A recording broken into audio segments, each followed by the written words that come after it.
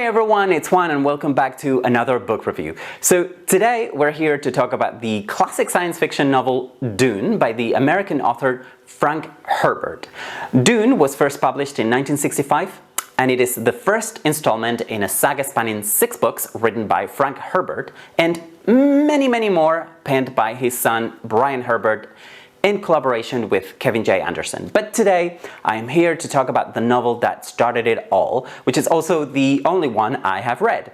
I read Dune because I had heard so many good things about it. There was one person in particular who talked so passionately about this novel that I knew it would be worth my time. And I say this because I do not consider myself to be a reader of science fiction generally, and if I am not mistaken, Dune was the first science fiction novel I ever read. Since then, I have read more science fiction. I've read some incredible novels by Ursula K. Le Guin. I have also read Do Androids Dream of Electric Sheep by Philip K. Dick, and a few other science fiction novels. So I guess I could say that Dune was my gateway into literary science fiction. I was familiar with audiovisual science fiction, of course. Before getting to Dune, I had seen many sci-fi movies and TV shows, but I still wasn't sure if science fiction novels would be for me. So I would recommend Dune to people who want to read science fiction for the first time. I don't think you need to be a science fiction fan necessarily to enjoy Dune, and in this video I'm going to try to explain why. Okay, so Dune immerses you into a whole world. Herbert creates a detailed world that we find strange at first because we are thrown directly into it, but one that we soon get to know intimately. One of the best things about this novel is how a chapter or two into it we begin to feel a sense of familiarity with this world. And the world of Dune is so fascinating. In it, legend and religion play a big part, but also there are environmental themes that are probably more resonant to us than to readers in the 1960s, I think. The biggest environmental problem in the novel is water scarcity. Water is the most precious element in Dune and also has symbolic importance in the novel. Now, in many parts of our world, droughts have sadly become regular and devastating events. So water being so important in Dune is something that will speak to most of us, I think. But I also think that in other ways, Dune is very much a novel of its time, the 1960s. For example, in the novel there is a spice called melange that is rare and should not be consumed in large quantities because it can be addictive. But when taken carefully, melange can open up our perception. To me, this is something that makes me think of the 1960s when recreational drug experimentation was beginning to be talked about more openly and many people wanted to try it. Now, I have never engaged in anything like that or felt even curious about it, so to me this is one of the strangest things about this novel. Although, you know, I will admit that the use of melange, which allows the main character Paul to see future events, works narratively, and that's what matters, right? The mixture of mystical religious elements and environmental themes seems also a bit dated to me. I am more interested in the novel's exploration of the character's psychology or the family saga. I would also highlight the way the story is told. Dune is a third-person narrative. The unnamed narrator is omniscient. That means that the narrator knows what everybody's thinking and feeling. Also, the narrator provides us with some background to this world, without which I think we would be so lost. So I was grateful that Herbert decided to employ a third-person omniscient narrator in Dune. Having said that, we do also get to hear from some of the characters directly. At certain points in the narration, there is a switch between the third and the first person, so we are privy to some of the characters' thoughts and feelings as well. We get to read what some of the characters think in their own words, and I think this works. And I also think this is particularly important because there is a lot of intrigue in Dune. Characters that betray others and characters that are suspicious of other characters' intentions. But do not expect a lot of action. There is action, but the tone of the novel is so ominous that it drags on a little bit. This is not a bad thing necessarily. One of the novel's accomplishments, I believe, it's its tone. Once you get into the rhythm and become more familiar with the intrigue and the stakes, I think Dune is highly compelling. And in some ways, Dune goes against the grain when it comes to how most people see life. So at least I think in the States and the rest of the West, most people, I think, share the belief that each person is the architect of their own life, to use a cliche. We tend to think that we can make choices and decide what our life would be like. However, that is not the main belief for every culture or civilization, and in the world of Dune, it is most definitely not what people believe. There is a clear sense that fate is real, that characters have a fate to fulfill, and this is particularly relevant when it comes to the main character of the novel, Paul Atreides. It is hardly surprising then that Herbert got inspiration from traditional Islamic and Middle Eastern cultures. The names, some of the words used in the novel make us think of the Middle East. Also, the desert setting is like the Arabian Peninsula. Now, Dune is a complex novel, not because of its structure, but because of all the detail about religion, the environment, power, politics, economics. So I would not recommend this novel blankly to everyone. There are, in fact, very few novels I would recommend to everyone, and Dune would not be one of those. But if you want to immerse yourself into a painstakingly built futuristic world where there is a power grab peppered with mystical, semi-religious elements, and perhaps, surprisingly for a science fiction novel, little discussion about technology, I think you would enjoy reading Dune. There is a hero, Paul Atreides, who goes from being an ordinary 15-year-old to being revered for his extraordinary abilities. Dune is also a chronicle of Paul's transition from being an ordinary boy and becoming a hero that some people would even worship as a god. And that is something that might interest readers, I think. Paul is not an infallible hero, and I would read some of the sequels of Dune just to find out what Herbert does with this character. But I think what would make readers stay in this world is how detailed it is. If you love the world of Dune, I think you will probably want to read the sequels. If you thought it dragged on a little bit or didn't care for all the mystical or quasi-religious elements, then you probably won't. I don't belong to one camp or the other. I could read on and continue with some of the sequels. I will probably do that, in fact, at some point, but for now, reading Dune was just enough for me. I don't know if most people who read Dune feel like that, or if they immediately want to go on to read Dune Messiah, which is the follow-up novel. I would be curious to know and hear from those of you who have heard Dune how it was for you. I mean, did you feel like the novel was enough, or did you go on to read the sequel? And if so, did you then read the next sequel, and so on and so on? You can let me know in the comment section down below if you like. I would love to hear from you. Okay, I want to go deeper into the novel now, but I can only do that if I talk about the plot in more detail. So if you haven't read Dune yet or don't want to hear any spoilers, you should probably stop watching this video right now, because between now and the end of this video, I am going to talk about the plot of Dune, its characters, and some of its themes in a lot more detail, and there will be some spoilers. So if you don't want to hear any spoilers, you have been warned. You should stop watching now, and I will see you again soon, I hope, for another book review.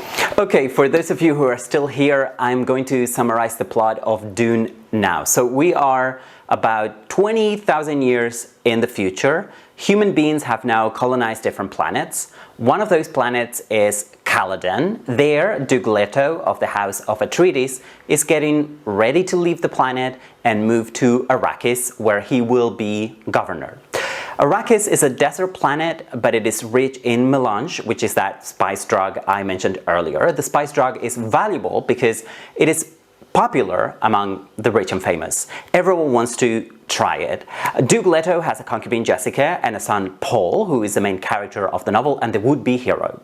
Jessica and Paul think that this is a trap set up by their family's rivals, the Harkonnens. However, despite his family's misgivings and the advice from some of his men, Duke Leto decides to go to Arrakis because he thinks the supplies of melange to be found on the desert planet will bring them prosperity.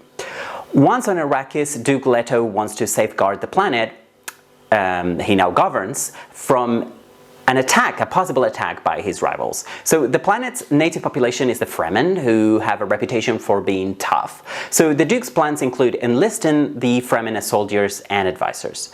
Jessica and her son Paul possess special powers. For instance, they can see what is going to happen.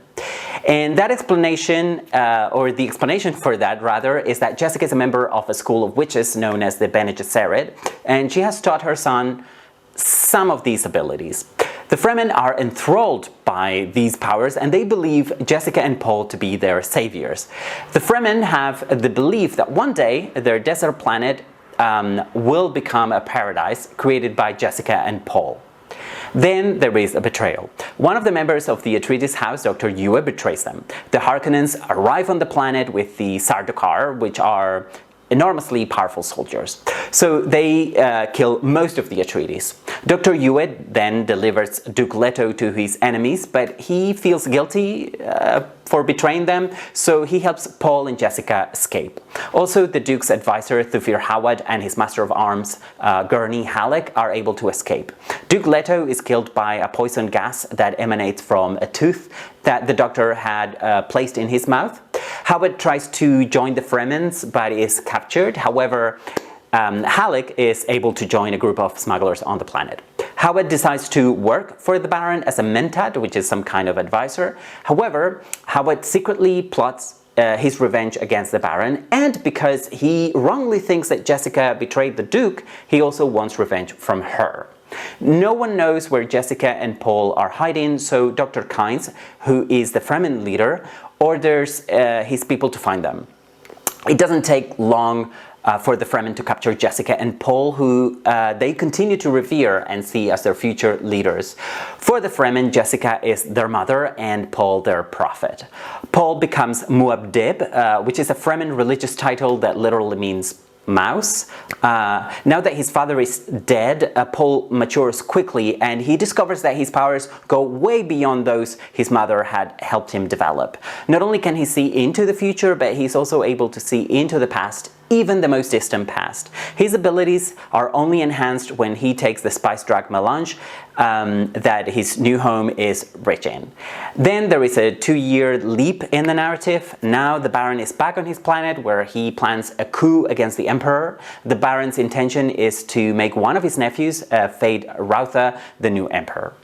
Paul and Jessica continue to live among the Fremen on Arrakis. Paul is extremely powerful, and all Fremen look up to him. So much so that Paul is now their leader, surpassing Kynes. Jessica has given birth to a daughter by Duke Leto, whom they call Alia. And Kynes' daughter, Chani, has a son with Paul. Paul teaches the Fremen fighting techniques he had learned from the Bene Gesserit.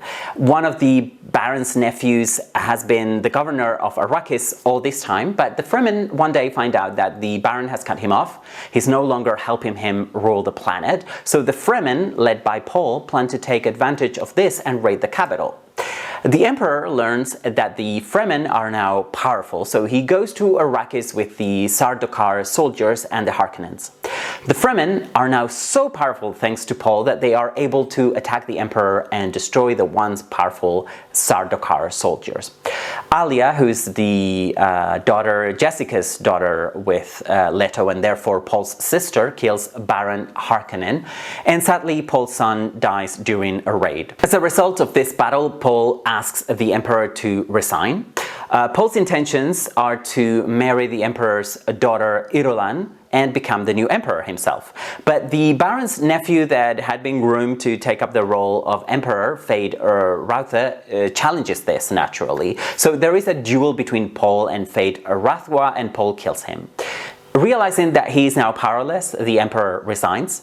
Paul marries Princess Irulan, although he also keeps Chani as his wife, and he becomes the new Emperor. And that is the end of Dune. A bit of a soap opera in terms of plot. So Dune is considered, in fact, a space opera, and it is not hard to see why. Now, something that fascinates me about Dune is how religion occupies such a central role. This is not something I would imagine science fiction to do. I tend to associate religion with the past and not the future, although way before I read Dune, I had read The Handmaid's Tale by Margaret Atwood, a novel that is also set in the future, and in a future where religion occupies a central role. But unlike in Atwood's novel, here in Dune, religion is seen in a positive light. There is a lot in Dune that makes me think of the past, in fact. In Dune, not only is religion central, but also there is an emperor, dukes, barons, princesses, institutions that sure still exist in the here and now in some countries, but that I tend to think of as old and dying out, hopefully, but that Herbert imagines could be thriving 20,000 years in the future. So the world of Dune has medieval undertones, something I would have expected in a fantasy novel rather than in science fiction.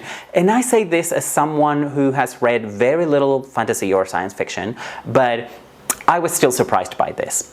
Now, disclaimer, I was raised a Catholic, so I could see clear echoes between Jessica and the Virgin Mary and Paul and Jesus Christ, at least in the way the Fremen see these two characters. Jessica, to the Fremen, Jessica is the Reverend Mother and Paul their Messiah. I found that marriage between religion and power fascinating in the novel. Clearly, Herbert was inspired by parts of European history, the Middle Ages, the Renaissance. Now, the future Herbert imagines is far from sharing the democratic ideals that places such as the US or the European Union seem to hold so dearly. In Dune, leaders either inherit their positions or are groomed by relatives, as is the case with Baron Harkonnen and his nephews. Now, apparently, nepotism is not considered a problem in the world of Dune, but what I thought was most original was the introduction of environmental concerns. Arrakis is a desert planet, but its inhabitants, the Fremen, dream of the day it will become a lush garden paradise. The leader, Kynes, wants to change the climate of the planet, and after his death, Paul will continue this endeavor. Apart from seeing Paul's character development, I would read the sequels just to find out if Paul is able to change the planet's climate and what effects that will have. I think the environmental question could bring up interesting discussions, and I would be curious to see if the sequels deal with those discussions, and if so, how they do that. So I would be interested to hear from people who have read the sequels, particularly the ones written by Frank Herbert himself. Also, please let me know if you think I should read more books in the series and why. But whether you have read Dune or not, I would love to hear from you in the comment section down below.